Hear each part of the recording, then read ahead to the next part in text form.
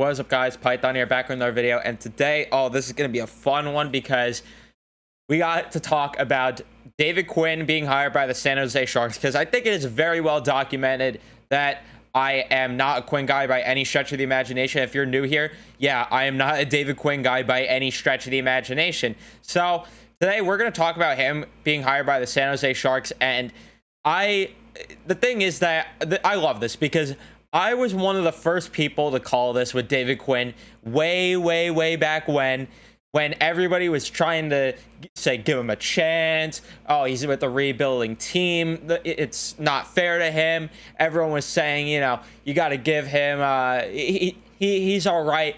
Meanwhile, the whole time I was saying, nope, and nope, because I always knew that he was an incompetent coach and that he did not know what he was doing at all, and that he was just... I'm trying to think of what else to say, but I don't really know. I'm trying to not be too mean here because, again, I don't like to roast it too much because I'm sure that Quinn is a great guy at the end of the day. But in terms of coaching, he does not have a clue with what he's doing. Could things work out here in San Jose? Yeah, maybe. Maybe he's learned his lesson here in New York with all the mistakes that he made, and maybe things work out and this video doesn't age well. But I'm going to talk about why this is just not a good hire on the surface at the very least. And again, if I'm proven wrong, then hey, I'll be the first to admit that, he grew as a coach and that he took what he did wrong in New York as a learning experience, which, he loved talking about learning experiences his whole time here. And we'll see what happens there. But before we dive further into this, be sure to leave a like on the video if you do enjoy. Subscribe if you guys are new, especially your Ranger fans. And if you're a Sharks fan and you want to hear your thoughts about David Quinn here, just subscribe either way. I'd appreciate that. Turn on your notifications as well. And before we do this, got to give a shout out to Manscaped, who is the best in men's below the waist grooming. Their products are precision engineered tools for your family's jewels. Join over 6 million men worldwide who trust Manscaped, because I got an exclusive offer, 20% off and free shipping with the code Python. And if my math is correct, they're helping over 12 million balls out there in the world. So why not trust Manscaped? The Lawnmower 4.0, great product. Use it myself, I will say. Also, check out TickPick.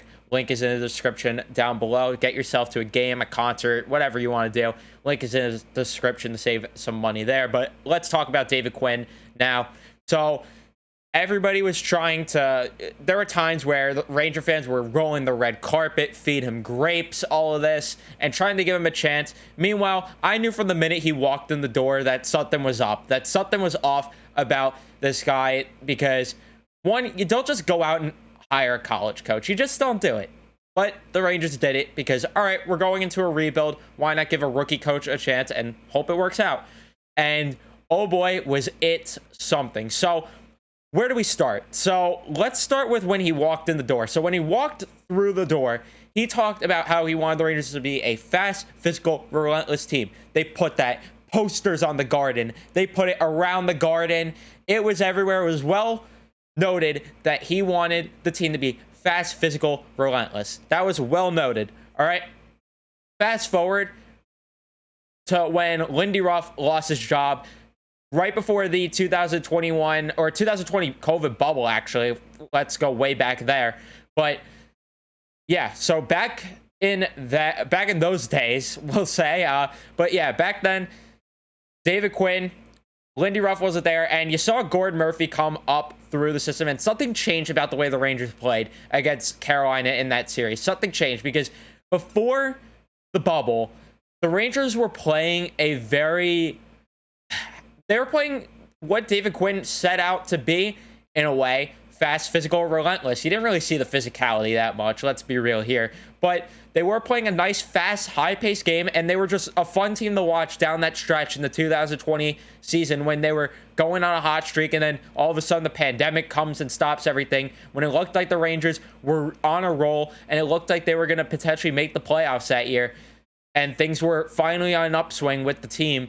After a long rebuild, it looked like things were going to get better. Well, I shouldn't say long rebuild. Usually rebuilds take way longer than the Rangers, but you get the point. For us Ranger fans, we're New Yorkers. We're impatient. We don't want to wait here for a rebuild. So rolls around the 2020 season, and the team looked really good. It looked like they were playing a nice game, and then all of a sudden in the bubble, for whatever reason, David Quinn decided to tweak the system. He decided to play a more defensive style game and things like that, and which is fine for the playoffs, because I understand you want to play a defensive game in the playoffs, but why not stick to your guns with something that was working for you guys before the season paused when you were on a hot stretch? Why all of a sudden switch what you're doing?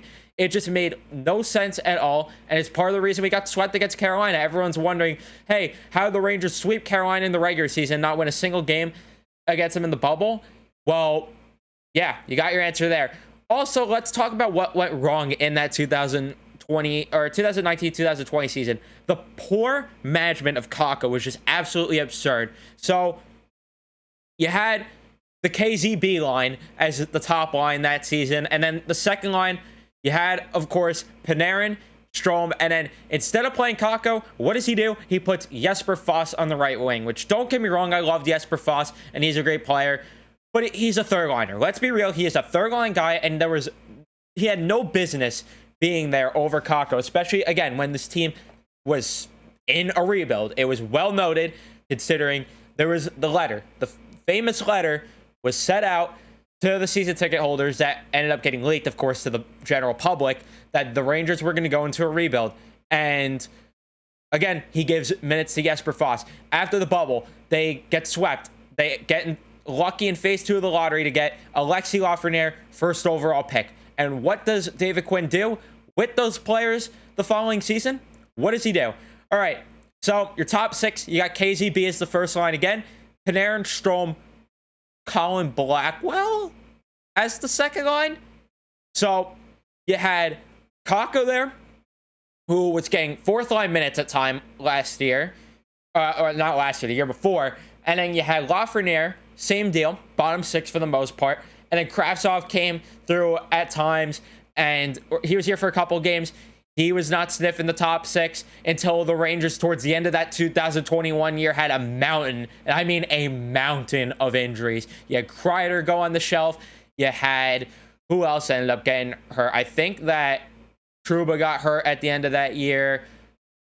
There were a lot of injuries, though. They were piled and injury riddled at the end of that year, and you still didn't see the growth because, for whatever reason, David Quinn kept tweaking the system nonstop. And this was my biggest gripe with David Quinn, is he didn't stick to one system, because every single night it was something new.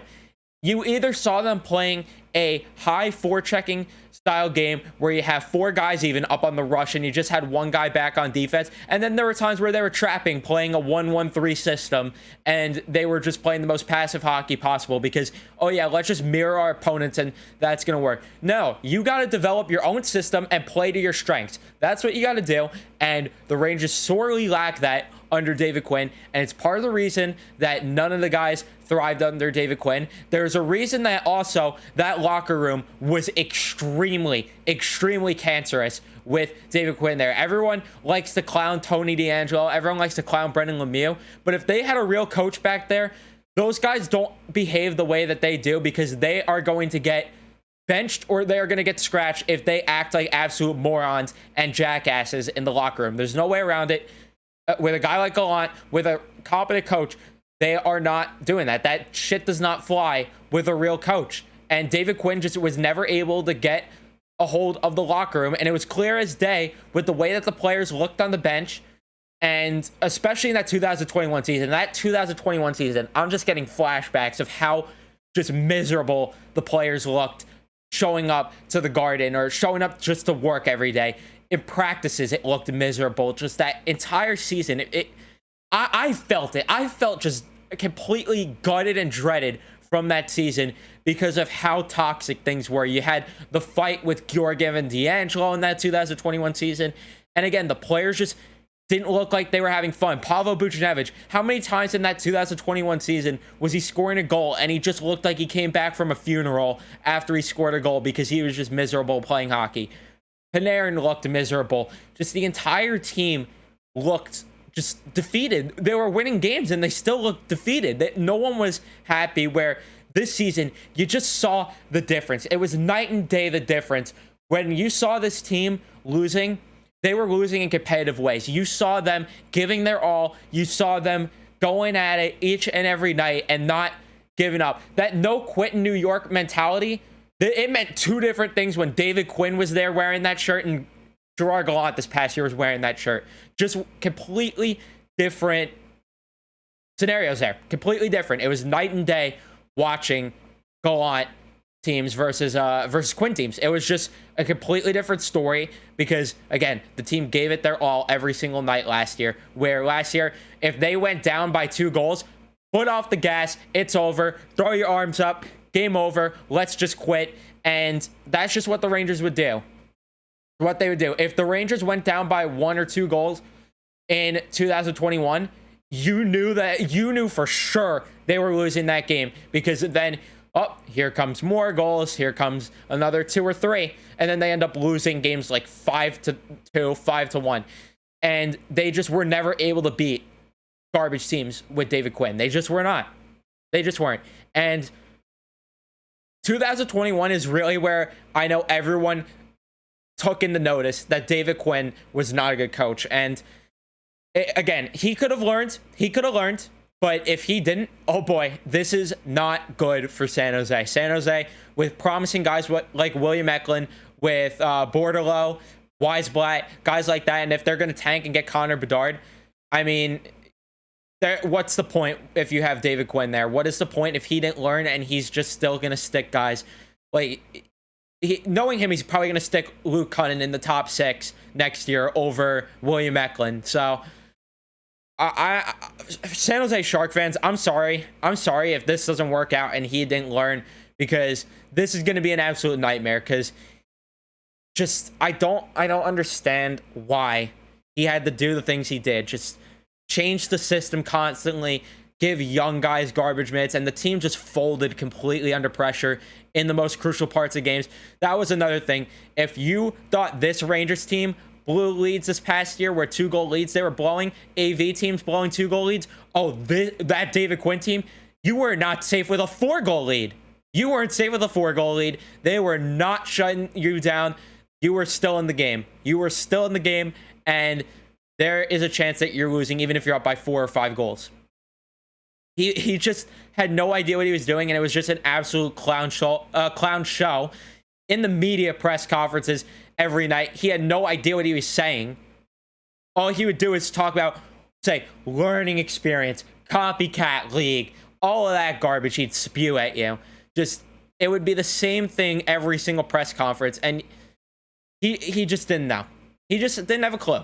And I don't even know what to say. I'm